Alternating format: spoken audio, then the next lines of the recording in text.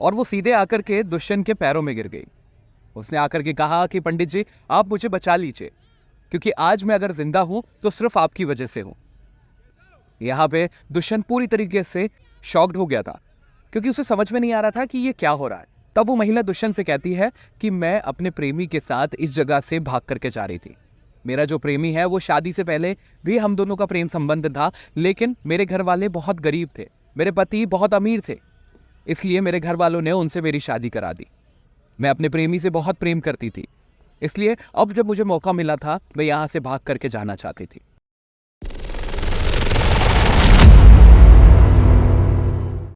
मैं आपसे प्रार्थना करती हूँ कि मेरी जान बचा लीजिए। आज के बाद अब अपने पति को कभी भी धोखा नहीं दूंगी। मैं कहीं नहीं जाऊंगी उनको छोड़ करके, हमेशा उनकी सेवा करूंगी। तब जाकर के दुष्यंत को पूरा माजरा समझ में आता है कि चक्कर क्या है। अब दुष्यंत अपनी आंखों को बंद करता है और पिशाचिनी से पूछता है उसके बारे में। तो पिशाचिनी उसे हर एक चीज बता देती है और वो समझ जाता है कि ये जो महिला कह रही है ये बिल्कुल सही कह रही है। ये सब होने के बाद इसे बहुत पछतावा भी है। पिशाचिनी इसे एक ऐसी बात भी बताती है जो दुष्यंत सुन करके शॉक्ड हो जाता है। तभी उस महिला से बोलता, जाओ और अपने पति को भी बुला लो।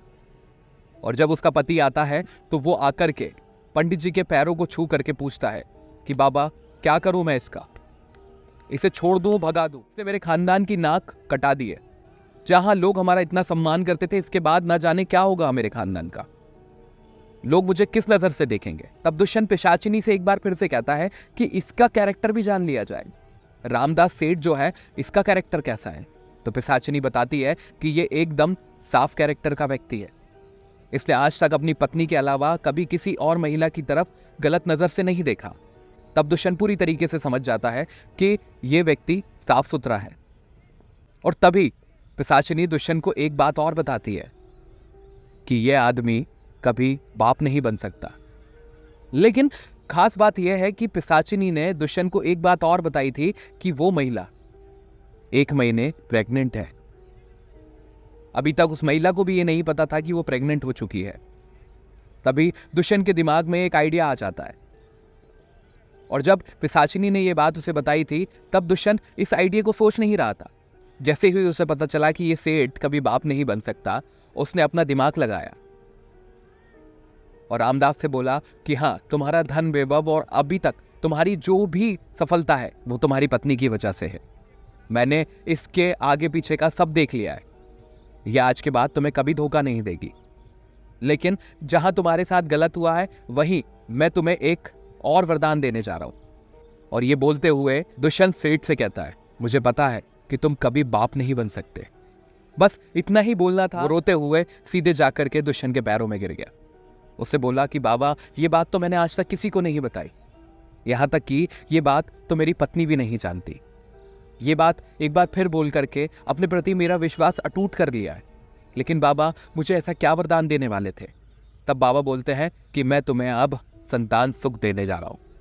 बस इतना ही कहना था। नोटों की गड्डियों से बाबा का झोला भर दिया, वो सारी गड्डियां बाबा के झोले में डाल दी।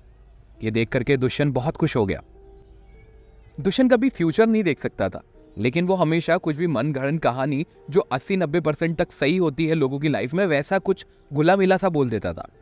और कई सारे लोगों की जिंदगी में वो सारी चीजें सच हो जाती थी, लेकिन वो किसी के बारे में भी पास्ट एग्जैक्ट जान सकता था उस पिशाचिनी के थ्रू। ऐसे ही दुष्यंत ने जल्दी से अपनी उंगलियों को एक मंत्र के तौर पे लिया और हाथ में कुछ चीजें रखी और आंखें बंद करके कुछ बड़बड़ाने लगा, मानो जैसे कोई मंत्र बोल रहा हो। और ये बोलने के बाद उसने अपनी आंखें खोली और सेठ से बोला, अब तुम दोनों थोड़ा दूर खड़े हो जाओ। दुष्यंत ने फिर से अपने झोले में हाथ डाला, छोटी सी पानी की बोतल निकाली और उस पानी पे कुछ मंत्र पढ़ के उसने दुष्यंत से बोला कि इसे पी जाओ। ये बोतल को पी लिया और दुष्यंत ने बोला कि अब मैं जो कहने जा रहा हूं वो बात तुम किसी से भी नहीं कहोगे, कि अब जब तक तुम्हारी पत्नी गर्भवती ना दिखने लग जाए तब तक तुम ये बात किसी को मत बताना, नहीं तो मैं नहीं जानता कि तुम्हारे साथ क्या होगा। दुष्यंत बाबा के हाथ जोड़ता है और उसकी पत्नी भी उनके हाथ जोड़ती है और बोलती, हाँ बाबा, ये बात हम किसी को नहीं बताएंगे।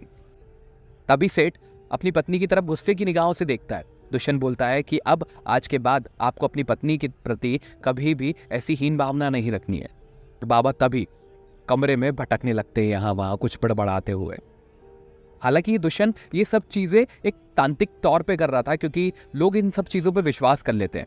जब कोई तांत्रिक यहाँ वहाँ भटकता है, कुछ मंत्र बोलता है, तो हमें उसके प्रति विश्वास होने लगता है और तभी बहुत जोर से चिल्लाता है। एकदम से वो दोनों डर जाते हैं, लेकिन वो समझ जाते हैं कि बाबा की ये कोई क्रिया है, और वापस आकर के अपने उसी स्थान पे बैठ करके एक बार फिर से वो कुछ झोले में से निकाल करके इन्हें खाने के लिए देता है और बोलता है इसकी पत्नी से कि ये खा लो।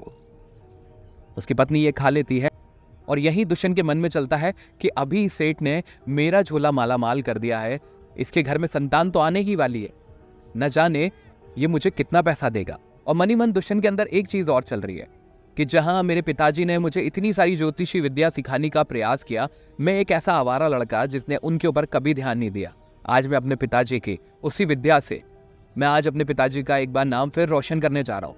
जब मैं और प्रचलित हो जाऊंगा तब मैं बताऊंगा कि मैं उन्हीं का बेटा हूँ।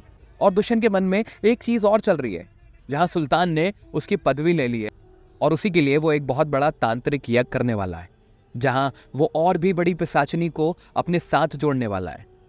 बस यही शक्ति थी कि वो किसी भी व्यक्ति का पास्ट जान करके इसको बता देती थी। ऐसे ही अलग अलग पिशाचिनी के पास अलग अलग शक्तियां होती हैं, जितनी बड़ी पिशाचिनी उतनी बड़ी शक्ति, और ये वो सारी शक्तियां लेना चाहता था।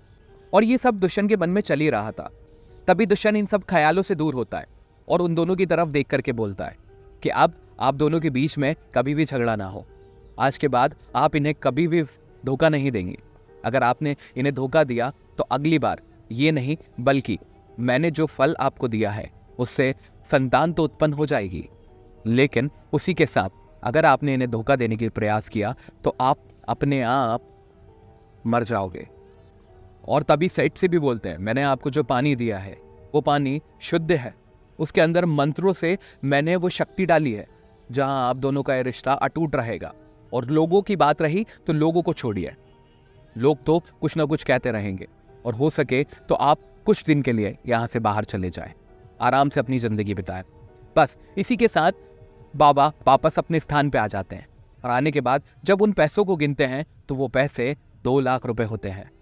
जहां 100, 200, 300 रुपए की फीस में दुष्यंत खुश हो रहा था, वहीं उसे इतनी बड़ी रकम मिल चुकी थी और मनी मन मुस्कुरा रहा था, क्योंकि उस सेठ ने बोल दिया था बाबा आपने मेरा जो काम कर दिया है, आप जो मांगोगे वो मैं देने के लिए तैयार हूँ। लेकिन दुष्यंत एक सज्जन पुरुष का चोला ओढ़ रखा था। उसने बोला मुझे कुछ नहीं चाहिए, आप लोगों की खुशी ही बहुत है, अभी आपने मुझे जो दे दिया वो पर्याप्त है मेरे लिए। लेकिन दुष्यंत के मन में था कि मैं इससे वो सारी चीजें मांगूंगा जिन चीजों की मुझे अत्यंत आवश्यकता है। लेकिन दुष्यंत ये भी जानता था कि अगर मैं अपनी तांत्रिक विद्याओं से उस पिशाचिनी को भी अपने अधीन कर लूंगा तो मेरे पास बाकी की सारी चीजें वापस आ जाएंगी।